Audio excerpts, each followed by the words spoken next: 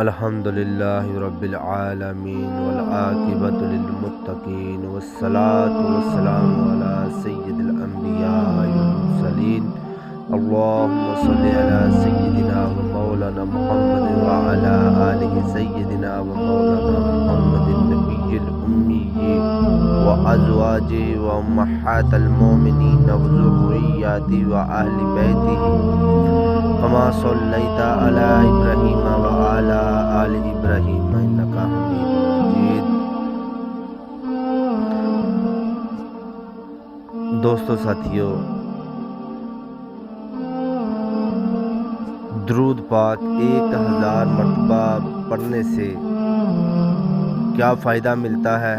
ہر روز جو 1000 مرتبہ درود پاک پڑھتا ہے اتنی دیر تک اس سے موت نہیں آئے گی، دنیا سے نہیں جائے گا جب تک اپنا جنت میں گھر نہ دیکھ لے، اپنا مقام نہ دیکھ لے، اپنا محل نہ دیکھ لے، اتنی دیر تک دنیا سے نہیں جائے گا۔ دنیا سے تب جائے گا جب اپنا مقام جنت میں دیکھ لے گا۔ تو کتنا فائدہ ہے درود پاک پڑھنے کا؟ تو دوستو ساتھیو، زیادہ سے زیادہ ہر روز درود پاک پڑھا کرو، کیونکہ درود پاک کے اور بھی بہت زیادہ فائدے ہیں۔ دوسرے فائدوں میں کچھ فائدے یہ بھی ہیں کہ جو محتاج ہے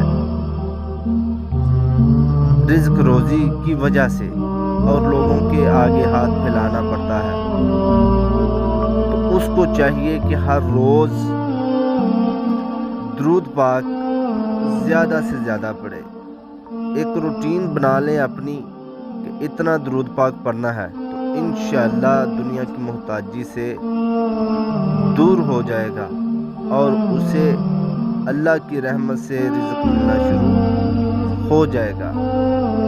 کوئی بھی مصیبت زیادہ ہے، کسی کو بھی کوئی بھی مصیبت ہو تو درود پاک کا ورد نہ چھوڑے، وہ کثرت سے درود پاک پڑھتا رہے تو انشاءاللہ اسے فائدہ ملتا رہے گا۔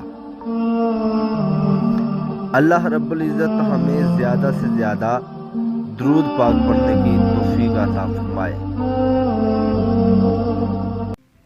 ایک واقعہ لے کر حاضر ہوا ہوں قصص الاولیاء کے حوالے سے، کہ حضرت ابراہیم ادم رحمۃ اللہ علیہ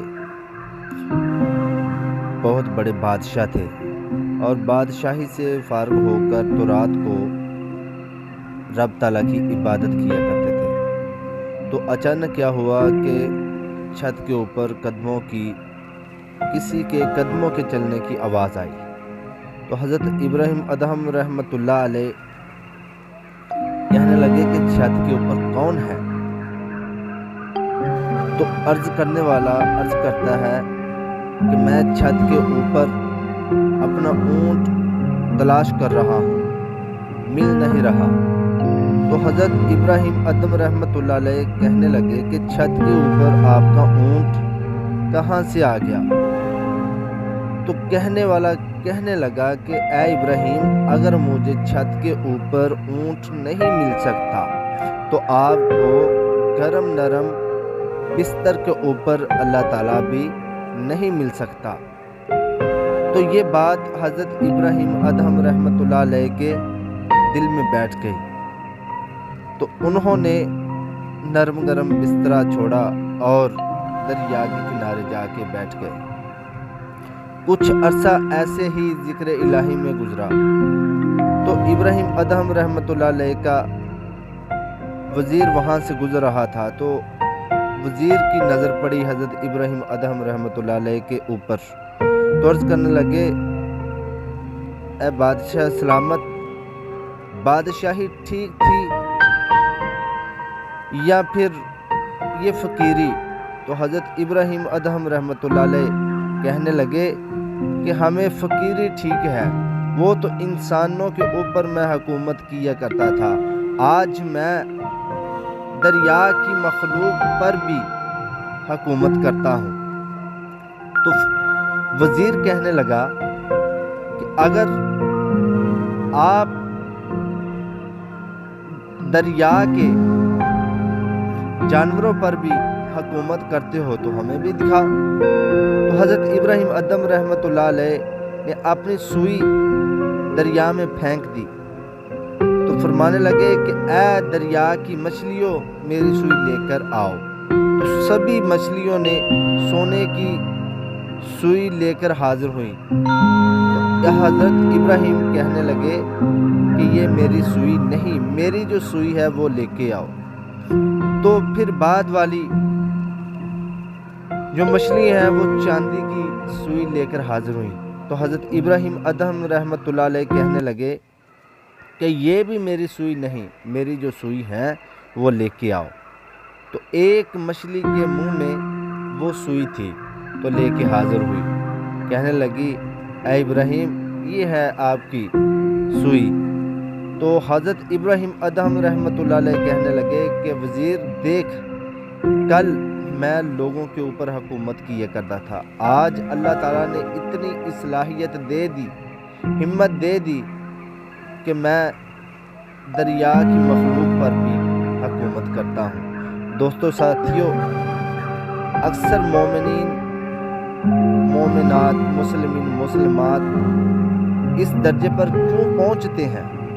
کیونکہ انہوں نے اللہ تعالیٰ کو راضی کیا ہوتا ہے، اللہ تعالیٰ کی راہ میں اپنی زندگی بسر کی ہوتی ہے، زندگی گزار رہے ہوتے ہیں۔ سبھی جو مومن لوگ ہیں، جو اولیاء اکرام ہیں، انہوں نے اللہ تعالیٰ کو راضی کیا ہوتا ہے، پھر ان کا کنیکٹ اللہ تعالیٰ کی ذات کے ساتھ جڑ جاتا ہے، پھر ہر طرف اللہ تعالیٰ کی رحمتیں اسے ملنا شروع ہو جاتی ہے، عطا ہونا شروع ہو جاتی ہے۔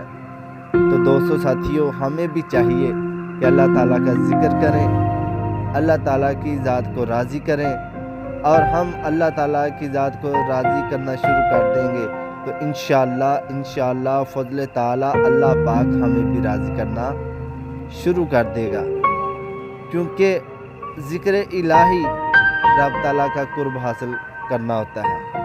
جتنا بھی ہم ذکر اللہ تعالیٰ کا کریں گے، چاہے نوافل پڑھ کر، چاہے فرائض ادا کر کے، یا پھر کوئی بھی حمد و ثنا تسبیح وغیرہ کر کے رب تعالیٰ کا قرب حاصل کرتے رہیں، تو انشاءاللہ جتنا بھی رب تعالیٰ کا ہم قرب حاصل کرتے رہیں گے اتنا ہی اللہ تعالیٰ کے قریب ہوتے جائیں گے۔ تو انشاءاللہ ہمارے جو اندر جو بد اعمال ہے، جو بد فعلیاں ہیں، جو برے کام ہیں، تو وہ دور ہونا شروع ہو جائیں گے۔ تو انشاءاللہ پھر اللہ تعالیٰ کی پناہ میں بھی رہیں گے، اور اللہ تعالیٰ اپنی پناہ میں ہمیں محفوظ رکھے گا، اور فرشتوں کو فرمائے گا کہ یہ ہمیں خوش کر رہا ہے، ہمیں خوش کر رہا ہے، ہم بھی اس کو خوش کرنا چاہتے ہیں۔ اس کے لیے طرح طرح کی نعمتیں رب تعالیٰ کی رحمت سے اترنا شروع ہو جاتی ہے۔ اللہ تعالیٰ ہمیں اس واقعہ پر عمل کی توفیق عطا فرمائے، اور رب تعالیٰ کا زیادہ سے زیادہ ذکر کرنے کی توفیق عطا فرمائے، اور اللہ تعالیٰ کی عبادت کرنے کی توفیق عطا فرمائے۔ آمین ثم آمین۔ اور دوستو، اگر یہ واقعہ اور درود پاک کی فضیلت آپ لوگوں کو پسند آئے تو مزید دوسری ویڈیو بھی ہم زیادہ سے زیادہ وائرل کرتے ہیں، حالانکہ اس کا فائدہ ہمیں نہیں ملتا۔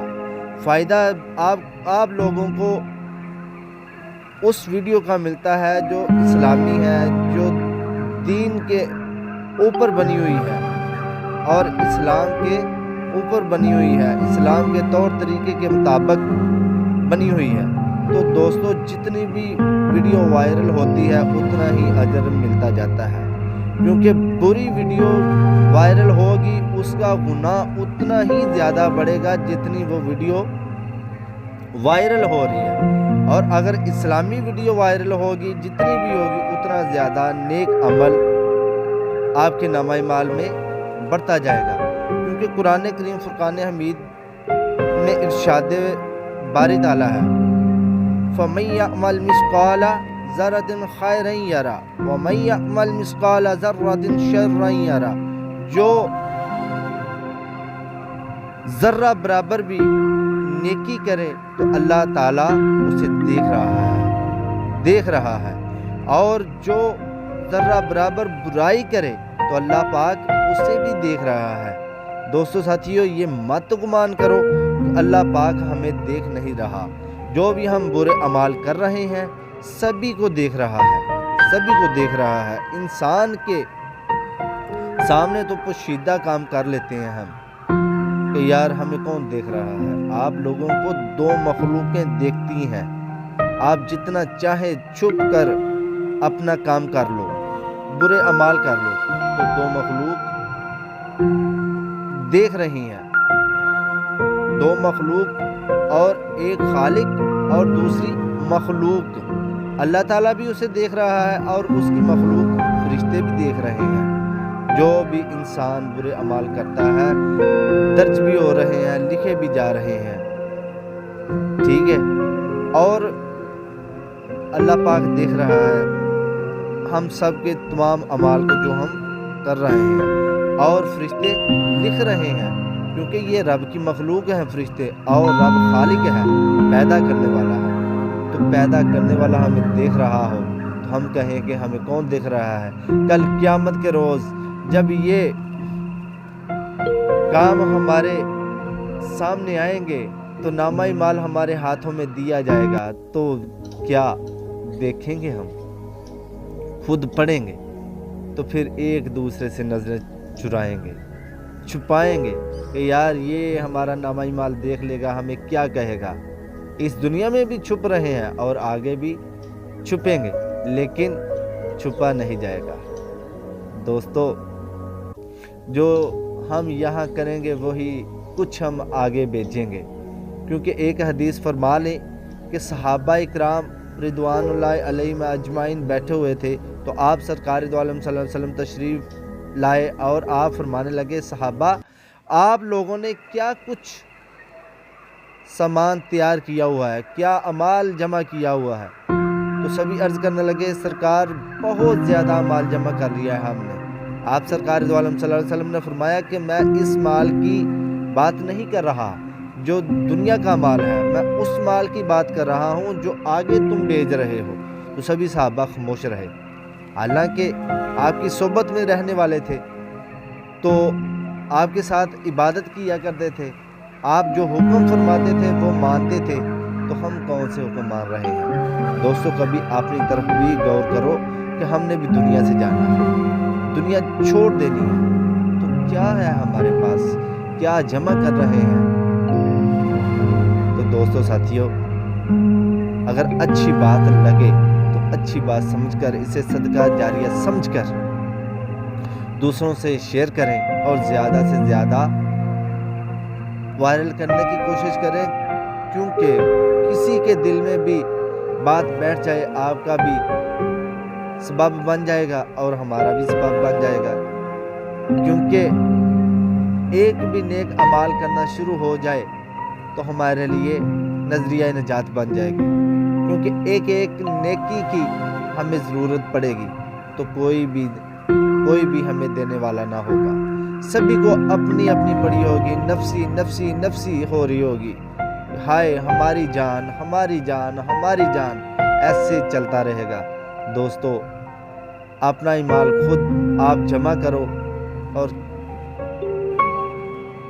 آئندہ تمام برائیوں سے بچنے کی کوشش کرے تو انشاءاللہ فائدہ ہوگا۔ اللہ رب العزت ہمیں عمل کی توفیق عطا فرمائے۔